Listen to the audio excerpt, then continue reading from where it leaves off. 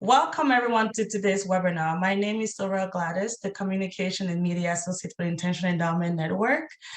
Before passing over to Keith Johnson, who is going to be the moderator of today's sessions, I just want to talk a little bit about what the Intentional Endowment is, and then we are going to dive into today's conversation. So the Intentional Endowment Network is a peer learning network that encourages and supports higher education institutions to use investment strategies that create an equitable, low carbon, and regenerative economy.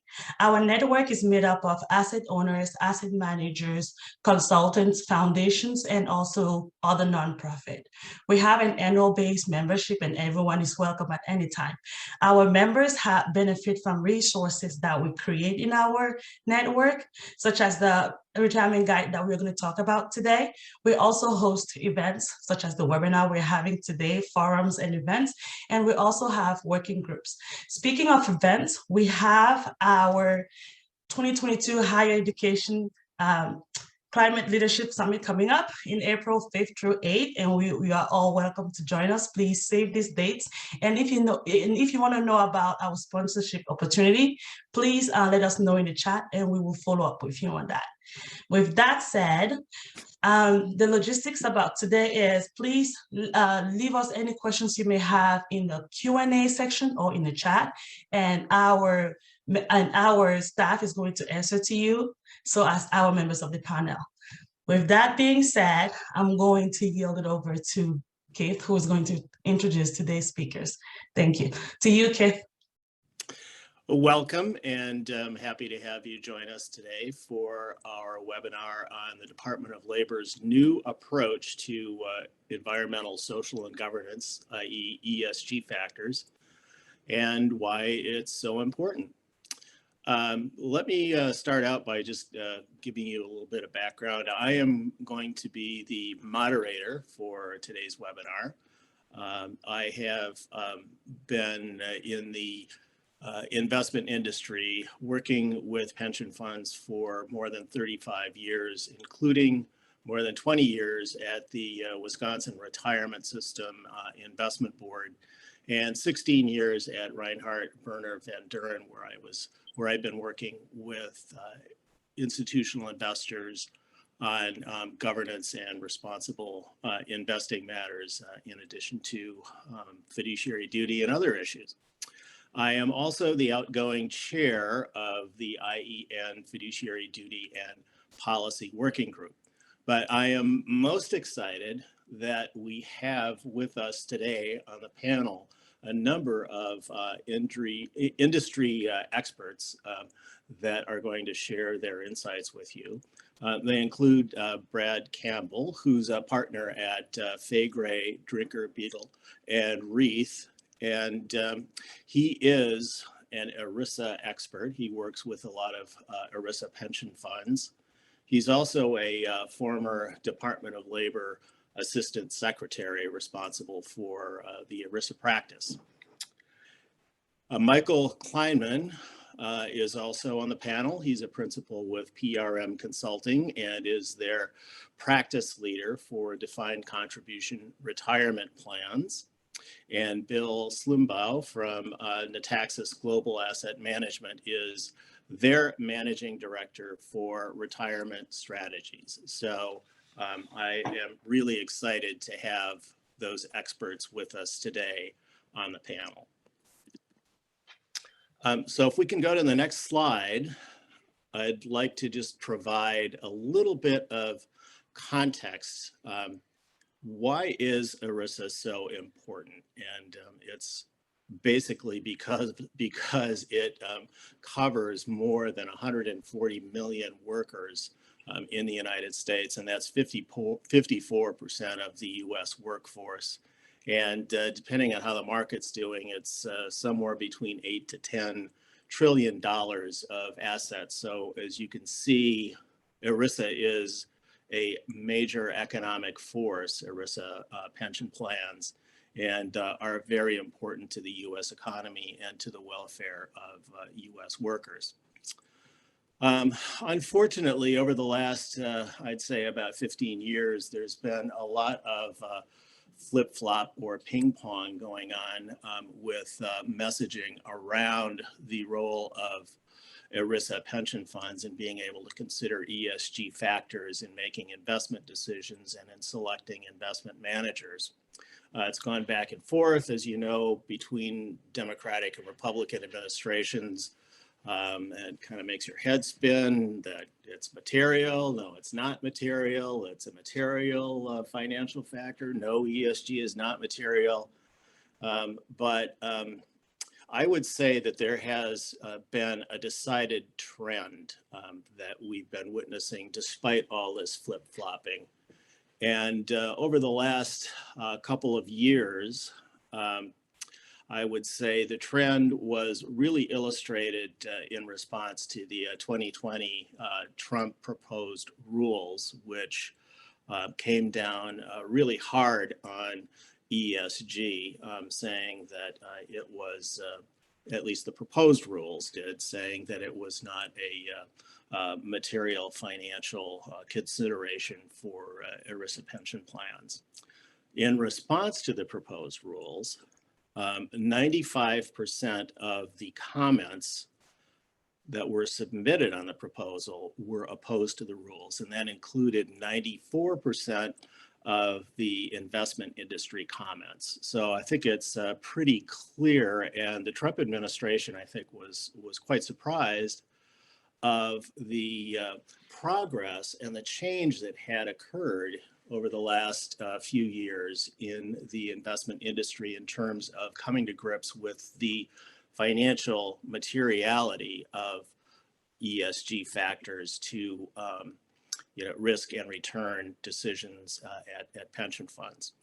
And I want to point out the reason for those quotes on the bottom of this slide, because there really is historical precedent for what's happening with the evolution to ESG investing. And if you look back at the 20th century, we started the 20th century with the legal principle around legal lists of permitted investments for pension funds. And one of the things that the legal lists regulatory regime provided was that much to, I think it's a surprise of a lot of people today, that stock was not an allowable investment for pension funds. Toward the end of the 20th century, the last half of the 20th century, there was a transition in the investment industry to acceptance of modern portfolio theory, which took a more portfolio-oriented approach to determining how individual investments fit within the overall strategy of risk and return exposure that an investment manager was taking. And that allowed stock investments to be a prudent investment in portfolios. So at the end of the 20th century, in 1992, the restatement of trusts was amended to reflect what was learned from that 20th century transition. And those are what the quotes are at the bottom of this slide. Basically, they included in trust law, black letter law, basically, which is a guide for interpreting ERISA. And ERISA was based on case law and trust law.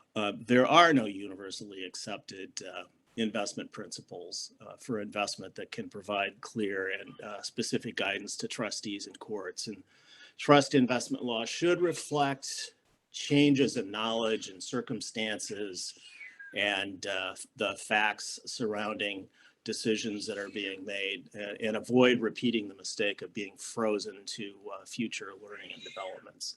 So I think it's really important to look back on what was learned in the 20th century when we're talking about the transition to ESG investing. So Sorrel, if you can go on to the next slide. We are going to talk a bit more today about how there has been a lot of confusing and inconsistent messaging from the Department of Labor, these flip-flops. but try to differentiate that from what actually has been going on in the content of the regulations that have been proposed and amended. So despite the fact that over the last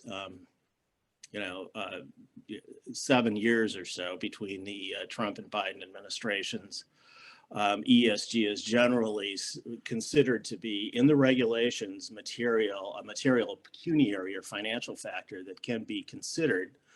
The Trump administration preamble, or the messaging, the analysis that accompanied the rule was very anti-ESG, saying basically it was not likely to be pecuniary. It raised heightened concerns that you had to have extra documentation in place if you were going to be considering ESG factors, and that ESG factors were not appropriate for a qualified default investment alternative. In other words, the default investment option that people would be put in if they didn't make any positive selection. When the Biden administration came in, they basically early on announced that they would not be enforcing the Trump regulations. That fostered, they said they had fostered a misunderstanding and a lot of confusion around treatment of ESG issues, which can be material, and that put worker savings at risk. So the ESG rules that have been proposed this last year by the Biden administration are much stronger and clearer, saying that climate and ESG issues should be considered when they're material, and that they often are material. They can be used in a default option, a QDIA, without any special documentation. It's just, they're not different. It's just the same kind of analysis that you would use for any other kind of investment. And they also unwound the Trump administration treatment of proxy voting by establishing that proxies are a right that should be managed as any other plan asset, as an asset of the fund. So the rule proposals are in the materials and in the chat function. So if you want to take a look at the proposed Biden administration rules, that's you can find them there. And looking into the future, our expectation is that the final rules will probably be out sometime this spring. It's the Department of Labor has quite a bit of work to do in going through the comments that have been submitted. So Brad is going to give us some better, more informed insider comments, given his former role as an Assistant Secretary of Labor responsible for ERISA funds. So Brad, do you have any advice for ERISA fiduciaries on how to approach ESG and sustainable investment issues over the coming years? Said in this last rule. What DOL proposed is, as Keith mentioned, is to return to fiduciaries that decision making, but they did take a step further. They said, because we're concerned that the 2020 rule sort of cast suspicion on ESG related investing, even though the final rule didn't mention it, as you said, the preamble does mention ESG 326 times. So there's a great deal of rhetorical discussion about ESG, even though the final rule didn't use that terminology. The Biden administration said, we're so concerned that this caused confusion, that this has cast negative perceptions on ESG, that it's somehow riskier or less prudent, that they wanted to go the other direction. So they did not establish a mandate to consider ESG, but they did say that prudent investing may often require a consideration of ESG related factors. And it gave some examples of those factors in the text of the regulation. So as we look at the comments that came in, I think we could see them break down into sort of three broad categories. And by the way, the comment period just closed in mid-December of last year, so we're only a month into that comment period, or into the end of the comment period, where DOL's considering what to do about the comments and how to respond. But those comments, I think, broke into three broad categories. One category was folks who were fully enthusiastic about ESG and said, you didn't go far enough, we'd like to even have it be mandated. That was a fairly small set of the comments. There was another fairly small set, but vocal, that said, hey, we don't want you to impose your political viewpoints, and we think ESG and all this investing and the proxy voting requirements that you changed from the Trump administration, we think those are going too far and are politicizing, I think one of the catchphrases was, don't woke my 401k. So there was a small group of comments in that realm as well. But where I think the vast majority of the comments DOL received in response to the proposal were very supportive of the intent, but they said, in effect, we like where you're going. We agree that ESG factors should be viewed as any other factor that a fiduciary may consider based on the fiduciary's discretion in evaluating the significance of those factors. But we maybe don't want you to list such specific examples because those may change over time and you fix them in a regulation, and perhaps that may not prove as flexible going forward as it should be. And we also often a lot of those comments said, and we think maybe a tad more neutrality, saying that prudence may often require consideration of ESG might be going just a little far. How about we simply say that you can consider it, it should be considered, and should be in the sense of should be available for consideration by fiduciaries at their discretion. So I think if you really look at the comments as a whole, most of them were supportive, but suggested that we, rather than focusing on ESG, that we treat ESG the same as we would anything else. And we neither single it out for praise nor for condemnation. And I think the question that's going to face us is, where is DOL going to end up? And as you said, Keith, I think their time frame is fairly imminent in the sense that this is a regulation of high priority. The comment period closed about a month ago.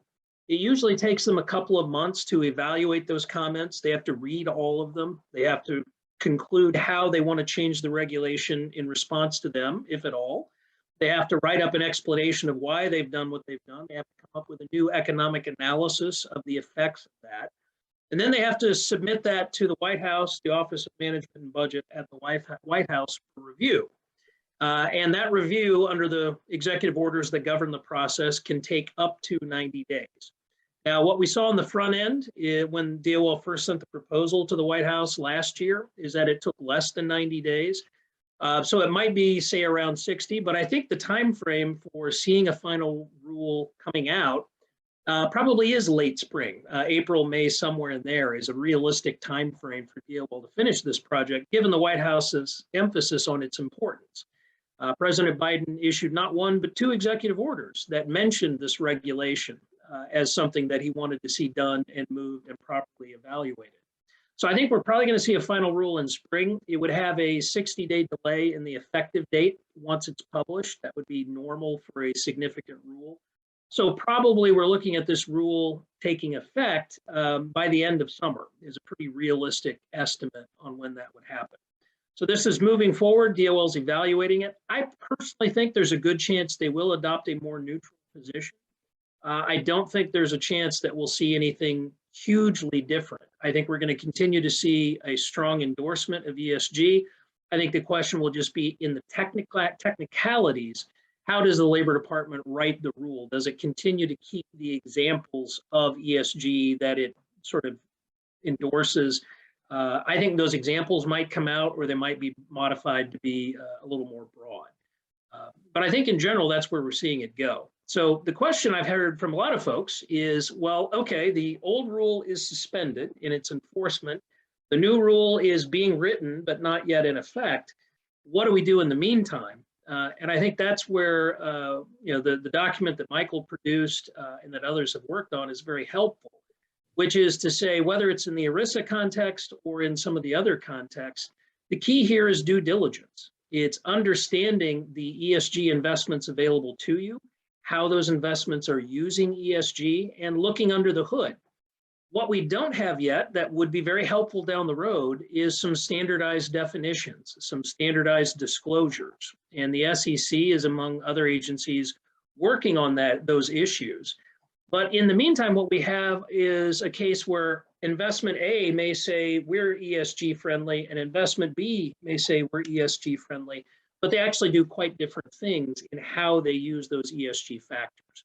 So fiduciaries need to look under the hood, understand what they're investing in, how it's being used, and determine that those are in fact prudent and appropriate for their plans going forward. So I think we'll see a lot more clarity in both the rules for how fiduciaries do that, and in a year or two, more rules about exactly what's disclosed and what some of those terms mean. But at this point, it's very much a situation where fiduciaries need to do their homework and show their work as they make those considerations. So I've filibustered long enough. Let me take a step back, Keith, and let you and Michael and others proceed. Thank you very much, Brad. That is very, very insightful and helpful. And I do want to point out that there is a resource on greenwashing, which has been put into the chat in case you're interested in looking at that. It's an issue that we're all going to be facing as investors, I think, going forward. And glad that Brad thinks there's going to be some help coming from regulators in that regard. But Michael is going to walk us through a very important IEN guide to sustainable retirements, which I think is a really good resource for IEN members and others. And again, there's a link to the guide in the chat. And Michael, why don't you walk us through how that can be helpful? Sure. Thank you, Keith, and thank you for Brad for really setting the table here.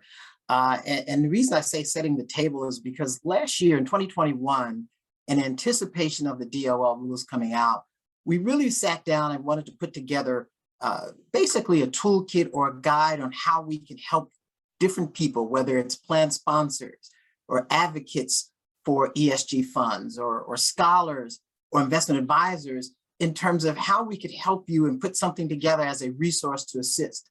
So what we did is put together this tool guide, if you will.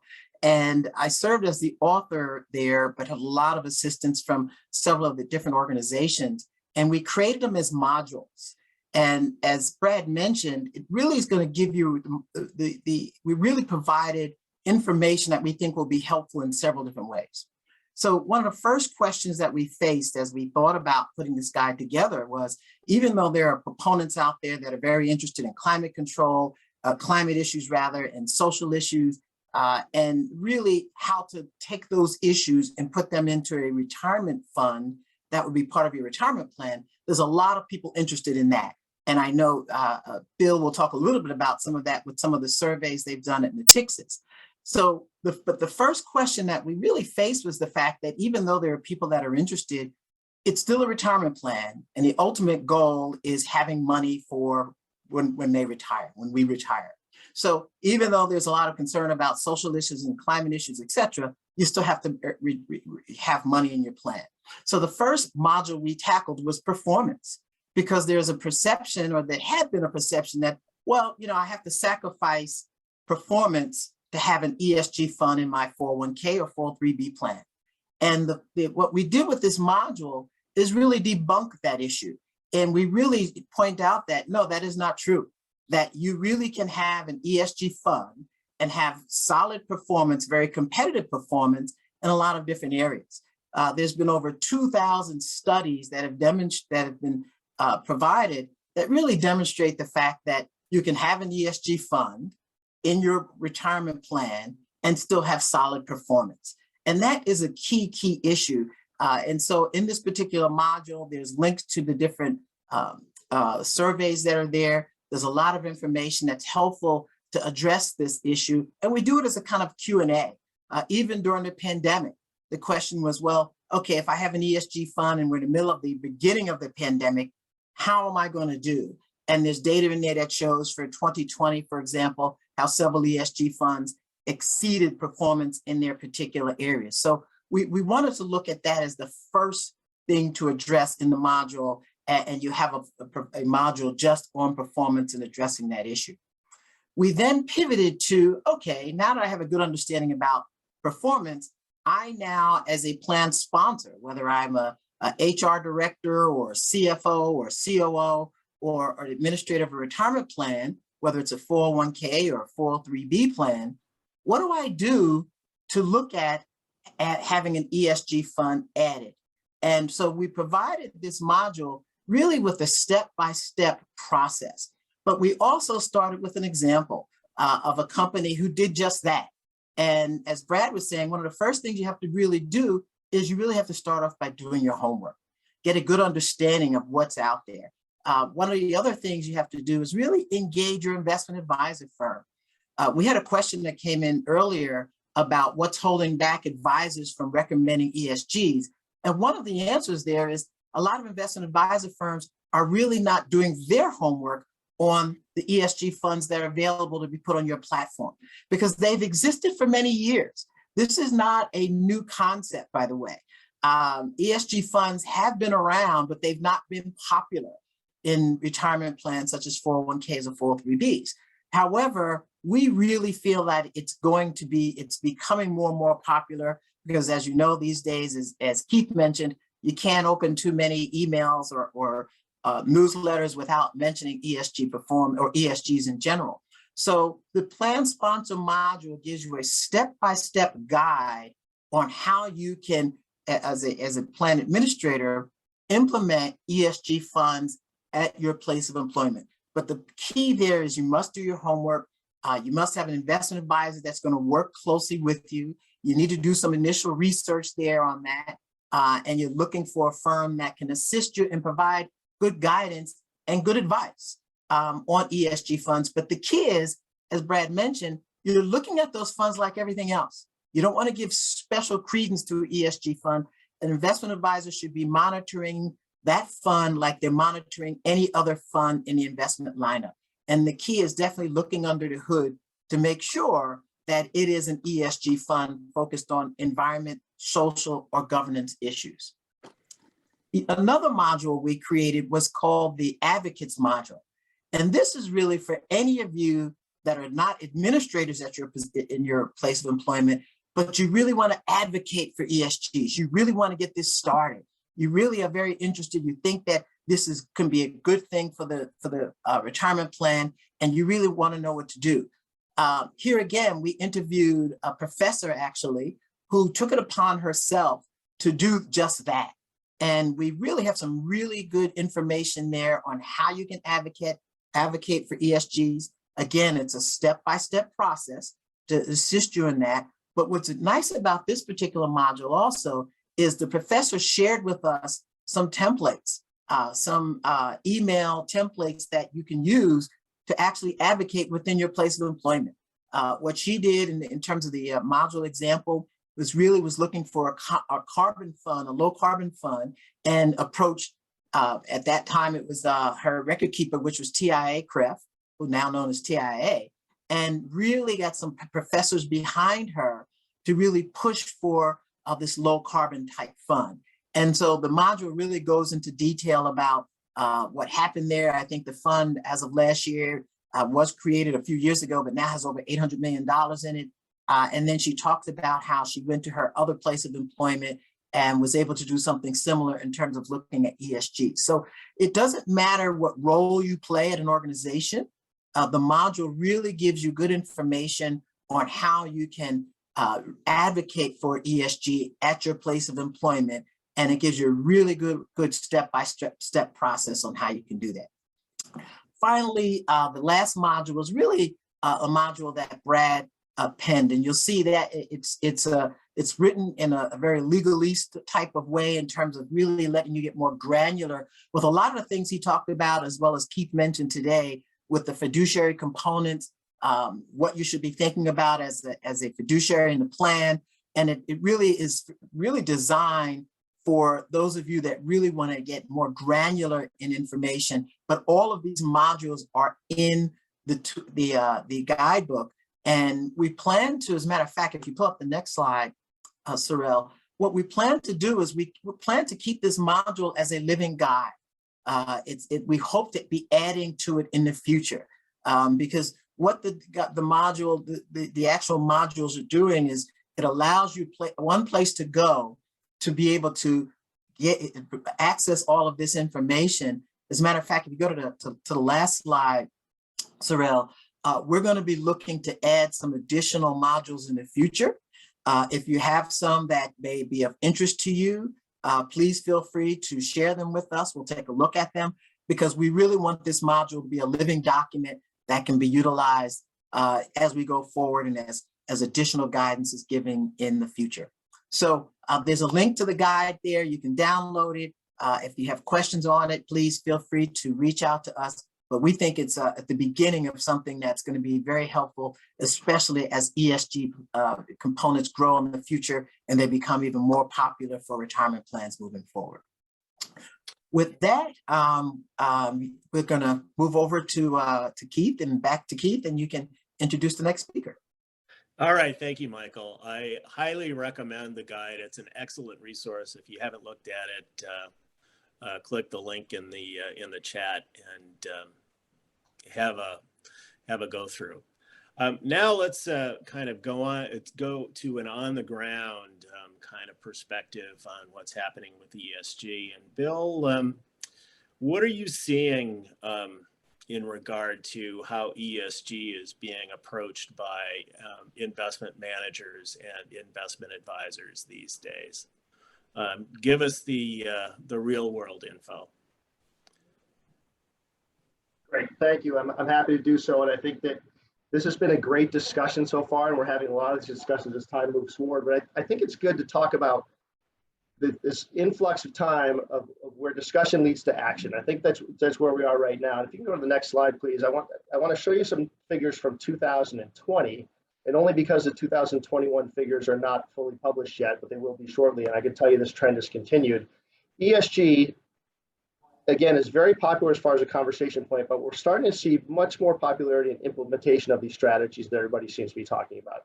As you can see by these numbers, record flows in 2020 of over $150 billion went into investment assets in the United States under an ESG mandate, which brought the total assets to a record level of 1.6 trillion. So as you can see, we're not talking about small numbers here. These are large numbers. A bullet point that's not on here, but which is important, is that assets under institutional advisement in the US grew by 18% under ESG advisement from 2019 to 2021, so an 18% growth in institutional assets. And if you need no further evidence about the popularity of this topic, investment manufacturing companies like ours developed 196 new products with ESG and launched them into the marketplace. And I can tell you with absolute confidence that does not happen unless there's a demand for ESG investments in the marketplace.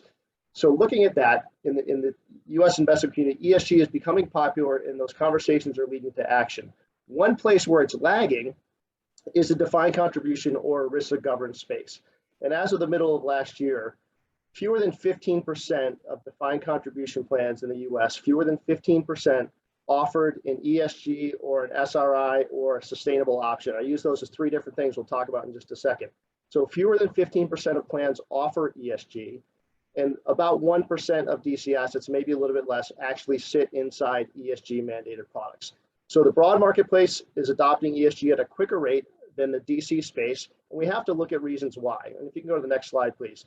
Both Brad and Michael touched about reasons why this isn't taking place as quickly in the defined contribution space. The one is, and Brad mentioned flip-flop, the other word I hear is ping pong. For the better part of 3 years with the different Department of Labor's and intra-administrative Department of Labor's, the issue's gone back and forth several times, starting in April of 2018 with a field bulletin. So having spent my life either as an advisor to a 401k plan or working with advisors to 401k plans, there's not an advisor or consultant in our industry which is going to implement a solution that they think there's a good chance they may have to unwind at some point over the next 12 to 18 months. It just doesn't happen. People will wait that out ahead of time. So the confusion from the DOL has led to a slow rate of adoption. So we've been 3 years ESG yes, ESG no, ESG maybe. And even if we're ESG maybe or yes, I still think there's a root confusion as far as what ESG means in the ERISA governance space without running afoul of DOL. And this slide kind of I'll just spend a minute on this because I think it's important. There are 5 investment philosophies, and we put this together with US SIF, that all at one point or another have been labeled as ESG or used synonymously with the term ESG or used synonymously with each other. And I think that's a key part of why this is not adoption and leading to the confusion that we're seeing. Now, all of these things may look very similar on the surface, and the differences may be subtle. What I would submit to you that the differences can be problematic relative to running afoul of the DOL when implementation inside ESG plans. The first one I'll talk about is the very top one, which is negative screening or exclusionary investing. And this really is what a lot of us grew up on with social responsible funds. It's individuals or groups of individuals get together and decide that they're going to invest. But before they invest $1, they identify companies or industries that they don't want to own that they will think are disagreeable. And more often than not, the exclusion of these companies or industries they don't want to own are based on a value set that is not financial in nature. Historically, you think of an SRI fund, no guns, no booze, no tobacco, we're kind of left with what's left before we go start investing. So this is perfectly appropriate for individual money. It may be perfectly appropriate for endowment money, as Brad said earlier, but for ERISA money, you have to look at this very closely because this subordinates financial performance in favor of something else, and it subordinates it in favor of excluding things they don't want to own for an outside value set. Flash forward to the bottom of the page where impact investing has been very popular in the last 3-4 years in gaining in popularity. Very similar in that individuals get together and they want to use their investment dollars to institute some type of change. And it's usually environmental or social in nature, whether it's advancing religious values, saving the oceans or the rainforest, all admirable and all perfectly appropriate for individual or private money. You may run into some trouble with the ESG, with ERISA, implementation of impact investing. For the obvious reason is ERISA fiduciaries make decisions on behalf of all participants. And the key thing is not every participant may share that same value set, so it may not be appropriate for everybody.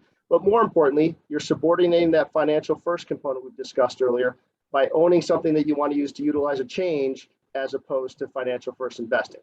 So if you remove negative and exclusionary screening and impact investing, you're left with 3 very solid disciplines in the middle that I think are fully appropriate for implementation in ERISA plans. And we'll just go through them briefly. The first one is ESG integration.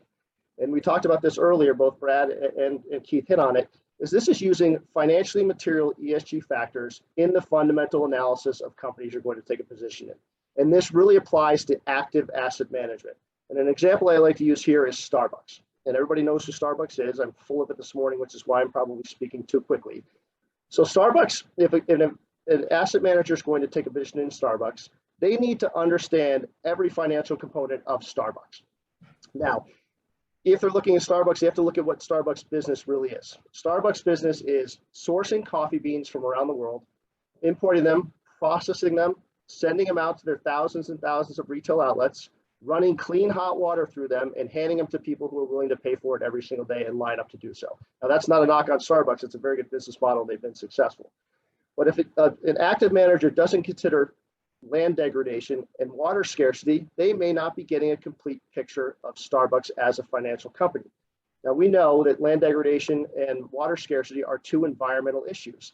But if it costs Starbucks 5 years down the road more to import those coffee beans, or it costs them more to obtain the water they run through them to sell to us, it's going to have a material impact on their business. And those are incorporating ESG factors, again, traditionally environmental factors, into the fundamental analysis, and that's where ESG integration uses these factors as financially material. The next block down you can see is positive or best-in-class investing, and this really applies more to index or passive investments. If we're going to build an ESG investment, which is designed to benchmark to an index, and that benchmark index has a 10% weighting in energy, for example, we know that our index, if it's going to accurately measure that bench, has to have a 10% weighting or close to it in energy.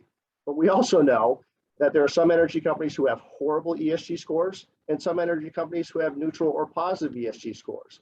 So in that case, we will overweight the neutral or positive ESG scores company in the energy sector so that we get a comparable weighting in energy to the benchmark, but we maintain an overall high ESG score for the portfolio because we're focusing on the companies that have neutral or better ESG scores as opposed to negative ESG scores. And then the last one, which is the bailiwick of our asset management affiliate called Baroba and some others in the marketplace, is thematic investing. And what this says is these companies have identified global macro themes taking place around the world. And an example I use here is an aging population. Now, these global macro themes are happening, and they're looking for companies and industries that could benefit from these global themes. So if we've got an aging population, we know that every year there are more 70 plus, 80 plus, 90 plus, and 100 plus year old people walking around the planet. That presents a unique set of challenges because, again, this is more of a social structure caring for these older folks. It presents a unique set of challenges, but also presents a unique set of opportunities in companies that are willing to take advantage of that. And that's where we'll see some opportunities in healthcare, biotech, and pharmaceuticals. So if you take these three disciplines in the middle and realize that they're pecuniary in nature, they put financial first, they're perfectly appropriate for inclusion in ESG, in ERISA-driven plans, while themes that do not put financial first may be up under some scrutiny under the DOL. We're trying to avoid all scrutiny. The DOL. May I have the next slide, please? And here's why this is so important. While the DOL has flip-flopped back and forth, and the industry has flip-flopped back and forth, one thing that has not flip-flopped is investor demand. And this is the result of some survey work we've done. The top left-hand side, you can see 81% of investors surveyed would like their investments to reflect their values. That shouldn't really surprise anybody. Matter of fact, I think it's probably more surprising that 19% of people don't want their investments to reflect their values, but 81% want their investments to reflect their values. And the bottom right-hand side, 60% would like to see more options inside their plan. If you can go one step further, and this is which is really important, this is no longer a feel-good investor story. If you have the next slide, please. This is a participant engagement story.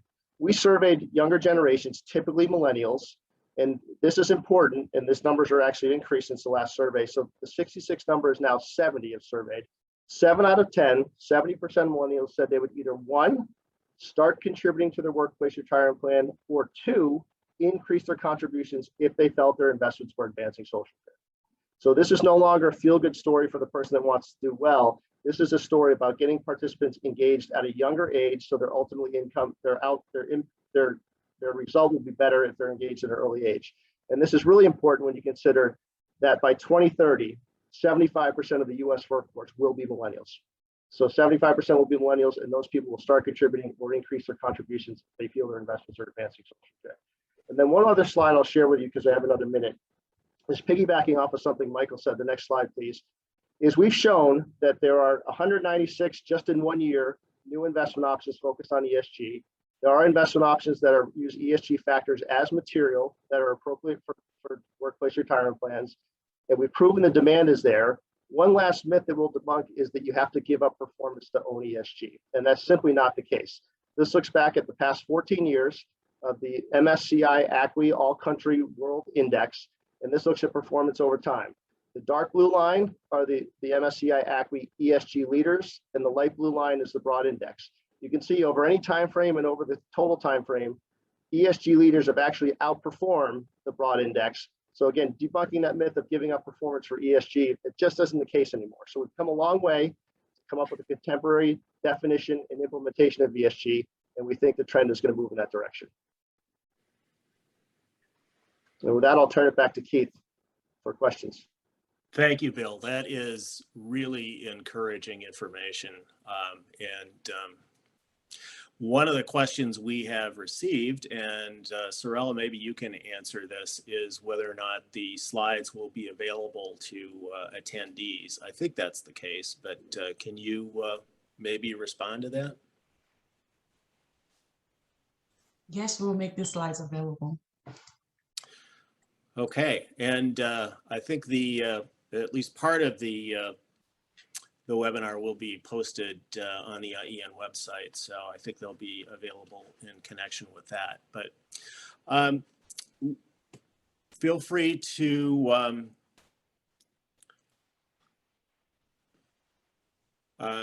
okay, let's see. I think we've got a question in the chat here.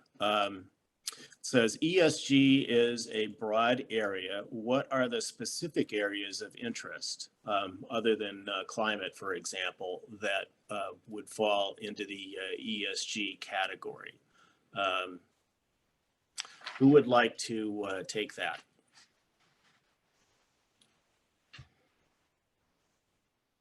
Bill, I think maybe let's start with you if you want to take a run at responding to that question? Sure, I think yes, it's a broad area, and that's a broad question. I think the best way I could answer that, it's a good question, is that we see opportunities anywhere where there's a big disconnect between what's happening and what should be happening. And that presents the best investment opportunities, and that presents the best chance to either mitigate risk. I think water degradation, land degradation are all very important, and we'll focus on companies that can help to mitigate those in certain areas.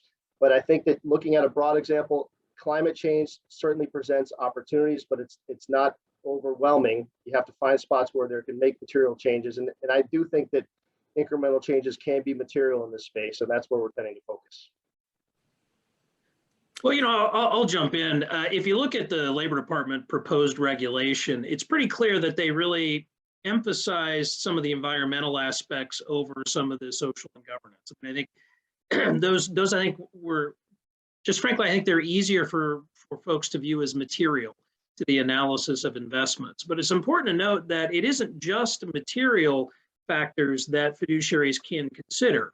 The proposed regulation would allow you to also consider where I have equivalent investments, where I have things that are equally prudent for the plan. They're filling essentially the same space in this portfolio. I have to differentiate between those. And that allows me to use non-material factors to differentiate between prudent investments. So in other words, once we've already met the retirement requirement that these are prudent for plans, that I've met my fiduciary duty in evaluating them, I can then decide amongst them based on some of these other factors. So for example, I could look at two investments where one of them does a lot more work in social justice, or looks at the makeup of boards of directors, broader experience, and all of those types of issues. Those could be differentiating factors amongst prudent investments. So you can take a broad array of these factors into account. How you take them into account depends on whether they're material or not, and whether the investments have been found to be sort of equally prudent. So the details of that may change a little as we see the final regulation come out, but that is something that DOL's left space for. And I think that's important to note. So you're absolutely right. This is a very broad area. And as Bill said, it's kind of hard to differentiate between all the different potential aspects of that. The point, I think, is if fiduciaries are doing that, and if they've met their standards of prudence, DOL appears to be poised to give them tools to have more flexibility in taking into account some of these other factors. Brad, if you don't mind, Keith, get him up for one moment. I'm going to turn into an audience member for a second here, because I've faced this question a couple of times, but I'd like for everyone to hear your feedback on it. And I think that question's in the somewhere I've seen also recently with today. But what happens if there's a change in administration again? Do you think that's what's going to happen to the DOL rules with a new change? Any idea about that? Well, that's a good question. And Bill, I think you were right to point out that, the ping-ponging or flip-flopping or, differences in perspective, whatever phrase we like to use, has resulted in a somewhat uncertain regulatory environment that has had a chilling effect on adoption of ESG, particularly in the retirement space where ERISA directly applies. And so that is a fear. What happens if the next administration wants to tackle this again? I personally think that's relatively unlikely, and for a couple of reasons. One, I think when the Trump administration decided to up the ante and go from guidance to a regulation, and they put out a proposal that was decidedly anti-ESG, I don't think they understood where ESG had moved to. In other words, they were still thinking the way we were thinking about it in 2008, which was, boy, we're not sure some of these ESG investments are being made for the right reason. We're concerned there are some of these that are really politically motivated, not about the retirement interests of participants. And so we're going to say, you should look at these closely. We didn't say you shouldn't do them, but we said you need to really scrutinize this and make sure you're doing this for the right reasons. And I think the Trump administration came into it still with that viewpoint, not recognizing that the rest of the world had moved forward, and that investment managers were looking at this as flinty-eyed, captains of industry, saying there's some really relevant issues here we need to be evaluating, taking into account. This isn't pie in the sky stuff. This is real investment stuff, to use terminology that's highly technical. And so I think that's where the Trump administration was really out of step. And I think if you look at the change between their proposal and their final rule that we've mentioned before, it reflects that reality. The pushback from financial services, pushback from folks who are not purely of the environmental movement or of social movements was real, and it was material, and it said, you're getting this wrong as a legal matter, not just a matter of principles about politics. And so the Trump administration had to make serious changes to their final rule to kind of comply with that.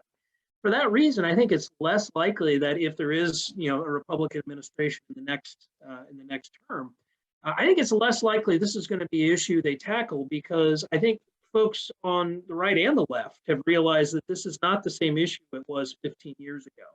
And the products available are different, and the legal rationales here are different. That was a long-winded answer, but I think it's important. That it's a really good question. I think it's important to note things have changed, and they've changed in a way that's not just about politics, but about reality. Thanks, Brad. I think that's going to be a good place to wind up.